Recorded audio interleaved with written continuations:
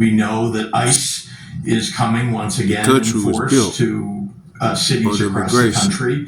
And we don't mind people so coming we into the expect country to see them in Chicago. He has used other law enforcement along with ICE but they gotta to do carry it out his, ill-conceived mission. You've seen working people that are rise doing up things in illegally, harming Americans. They can't go to any other country and do that. States that our local They'll get thrown under the jail. That we don't have but them yet we dubbed as continue to federal protect agents. this Speaker force. Mike Johnson Just joins me don't get live it. now from the Windy City. And sir, good morning to you. Seems like you got work cut out for you.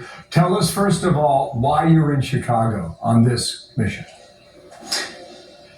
Well, we came here to make sure that these brave men and women that serve in ICE, who are protecting our communities and upholding federal law, I want to make sure that they know that Republicans have their back. The president, Kristi Noem at Homeland Security, all the leadership, Tom Homan, we are all in this together, and we want them to know that even though assaults on ICE officers have risen by 413% just in this recent period, Democrats are leading that. Republicans are on the opposite side. We are for the rule of law and for law enforcement, and we are doing everything we can to support them. Okay, we just heard from the governor. He calls it an ill-conceived mission. And you know the mayor is very much against this. The governor also said you're going after the wrong individuals and the wrong target.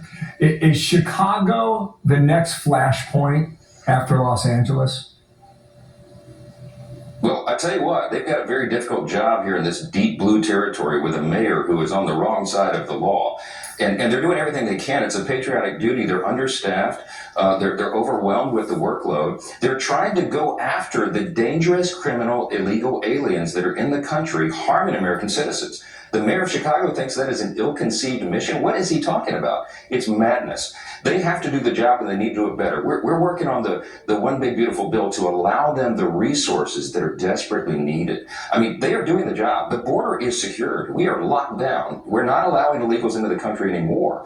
But the enforcement and removal of the dangerous people who got here is an essential task for our ICE agents and officers to take care of. Okay, They need more personnel. They yeah. need more facilities. We're here to see it. On the BBB, we'll call it, all right? Here is what's in the bill right now, as of today. $45 billion to expand ICE capacity, $12 billion to hire more Border Patrol ICE personnel, 10,000 Border Patrol ICE agent bonuses.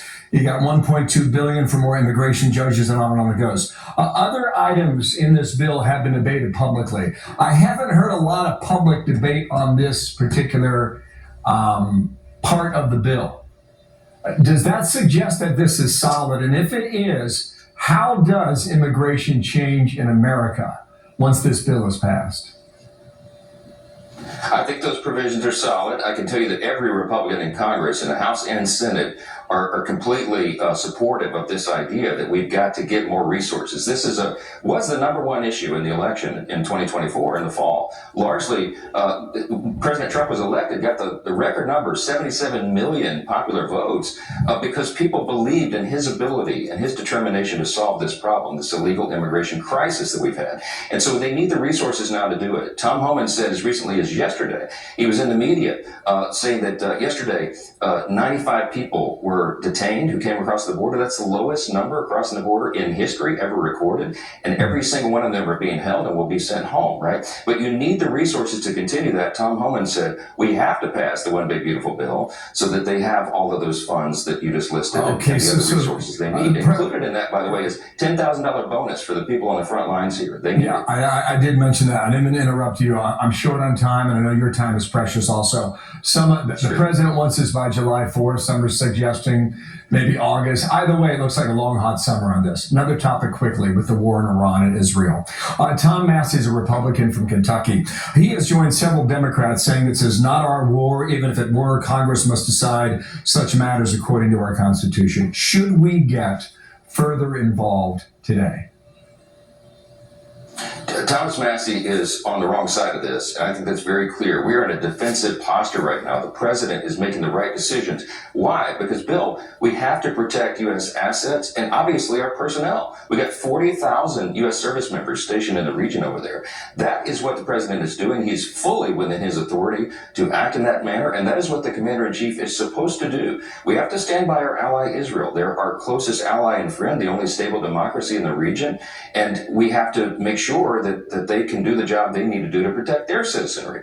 Iran was very close to nuclear capability. And President Trump has been crystal clear throughout his career in politics by saying that Iran can never have nuclear weapons. They would use it against Israel immediately, and they would use it against the U.S. if they could. So it had to be stopped. And I think most of the people in the world who think in common sense terms applaud that. The president wants peace in the region. He does not want to be a wartime president. But we have to protect our country, our citizens, and that's what this is about. Speaker Johnson, thank you for your time. In Chicago today. Thank you. You.